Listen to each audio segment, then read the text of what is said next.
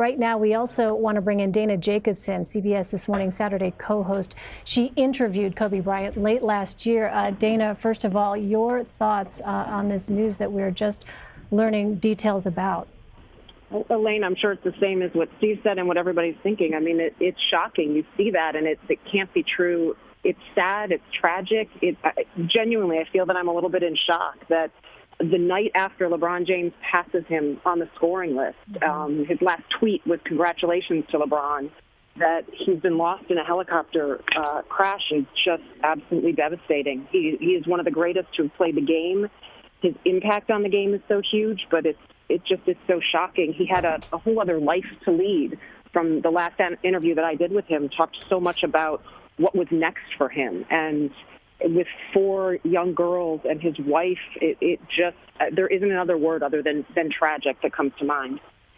Dana, we're going to try and find that tweet that you just mentioned, Kobe's last tweet, because I know that's something that others have mentioned as well, as really kind of being illustrative of how there was such a camaraderie, certainly an affinity he had for others who were at the very top of the sport, as he was. Yeah. And, you know, Elaine, it's interesting, just out of coincidence, because that happened yesterday. I was having a conversation with some NBA people yesterday about how much Kobe had wanted to catch Jordan, because I was wondering, do you think that it bothered him that LeBron passed him? Because when I spoke with him, he seemed, as you said, really appreciative that there was this nod to everybody else, that what LeBron was doing was so great. And the people I talked with said they really thought that he was upset that he never reached that Jordan level. But I would say from talking to him when we did this past October, you know, it was interesting. He had put that basketball side aside.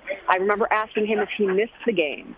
And he didn't miss the game as far as playing it. He loved that his youngest girls didn't remember him playing, that they thought of their sisters playing the game and not dad, that he was dad to them, that he had launched this new career as a young adult book author, that there was so much more to do. He was working with a production company, Granity Studios is his production company that he launched. He won the Oscar just a few years ago for his Basketball Diaries short, and he was embracing this whole other life that he was creating and building off of what he had done in the NBA, that basketball was such a love for him, but he knew that it was time to move on. And when he did, he knew that he could write more to his legacy, and that's what he was looking forward to doing. As you were speaking, Dana, we showed that tweet, that last tweet that you referenced a moment ago, Kobe Bryant's last tweet there, continuing to move the game forward, King James, much respect, my brother. Tell me a little bit more about the notion that despite all his success actually in the arena, there was so much more that he seemed to be looking forward to, clearly, in the conversation that you had with him. Yeah, and, you know, Elaine, he obviously had such a long and illustrious career that you think you could just sort of sit back when you're done. Exactly. They told me at Granity Studios he was the first one in every day and one of the last to leave. That this wasn't, let me put my name on this. This was his passion project. We talked about how he loved writing from an early age. He had a teacher that sort of inspired him. So he loved to write. And during his NBA career, he used to sit on planes, sit on buses. He would write. He tried to be a part of some of the commercials that were done for him by writing some of these, or at least trying to get a tagline in one of them. And so his next career, when things were done, he knew where he was going. He knew he wanted to be a storyteller. And it started with that diary, that short, I should say, Basketball Diaries, that talked about his love of the game. It was beautifully done. He won the Oscar for it. And then he had a podcast, and the books that he had were all about bringing sports to young adults. It was all about sharing the love of the game, about learning how to do it the right way. And then this whole other side of this storytelling and the magical nature of these novels, these young adult novels that he was writing. I remember asking, and don't quote me exactly on it, but it was, 50 years from now, what do you want your legacy to be? And he talked about the books. He wanted people to remember him as the storyteller who was helping bring sports to kids by telling these stories. And I sort of laughed and said, and what, the basketball side is just for us, for the old people that we remember it? And he laughed. I think that was maybe being a little blasé about it, but I think he knew he had done what he could in the game, and that he left his imprint on the game, and that he could reach so many more people by the work that he was doing. He coached his daughter Gianna's team. We were able to get some of that.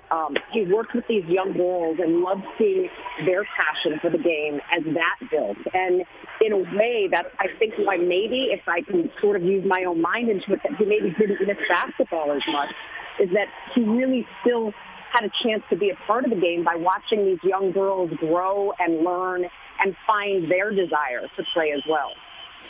Dana, as you've been speaking, I just want to note for our viewers, President Trump has now weighed in on this news, calling it terrible news. He tweeted just a short time ago, reports are that basketball great Kobe Bryant and 3 others have been killed in a helicopter crash in California. That is terrible news.